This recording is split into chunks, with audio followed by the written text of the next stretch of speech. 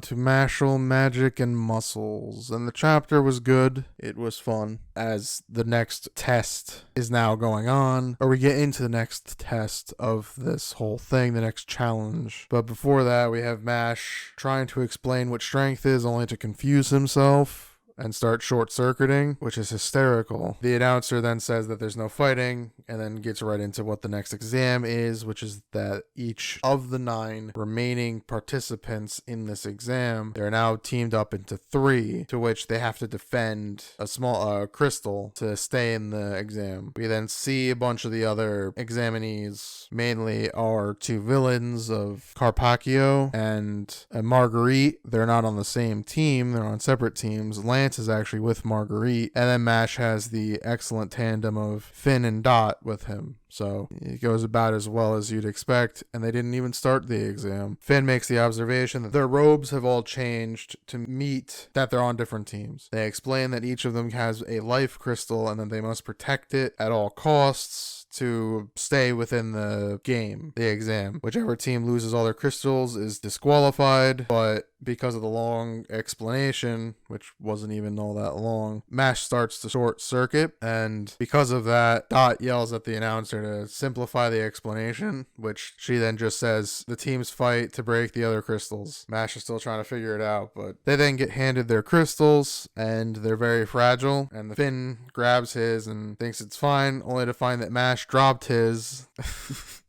and Finn starts sweating, thinking that it'll be fine, only to see that Dot also dropped his, and Dot's excuse was that it's slipperier than he thought, as then now Finn's is the only one that they need to protect, and so Dot and Mash plan on protecting him, only for the stage to be set and for all of them to be sent into the arena for where they would fight, and they're all separated, because of course they're separated. Finn even says so, bringing up that why would they split up a team competition. Mash and Dot realize that they have to get to Dot quickly. Lance already figured that they're in a bad spot, and we follow Finn for at least the remainder of the chapter, where we see Carpaccio beating another participant, another examinee, beating him down very easily. He continues on about how weaklings are losers and the whole 9 yards. Finn realizes he's worse than he even thought and imagined, and he wants to run away, but realizes he shouldn't, and tries to stay completely still to be the wall